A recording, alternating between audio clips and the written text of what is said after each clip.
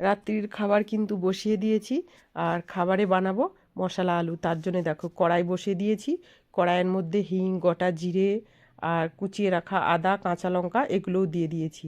আর এই রান্নাটা কিন্তু পুরোই নিরামিষই, কারণ এটা কালকের ভিডিও। কালকে শনিবার ছিল, তো শনিবারে কিন্তু আমরা নিরামিষই খাওয়া দাওয়া করি।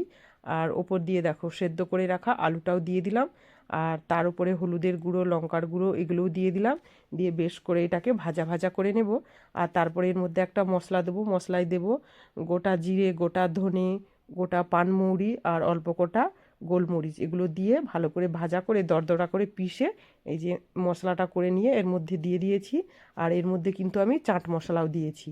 আর দেখো এটা কিন্তু রেডি হয়ে গেছে প্রায়। আর ওপর দিয়ে অনেকটাই কস্তুরি মেথিও দিয়ে দিলাম।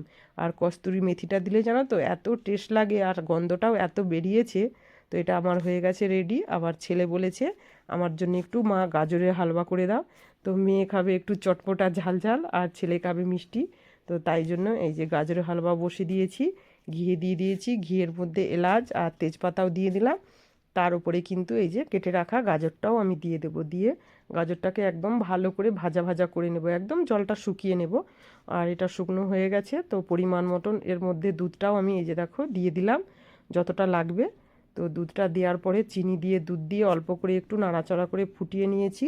তো এটা আমার রেডি হয়ে গেছে। আর ওপর দিয়ে কাজু বাদামটাকেও দরদরা করে পিষে ওপর দিয়ে দিয়ে দিলাম।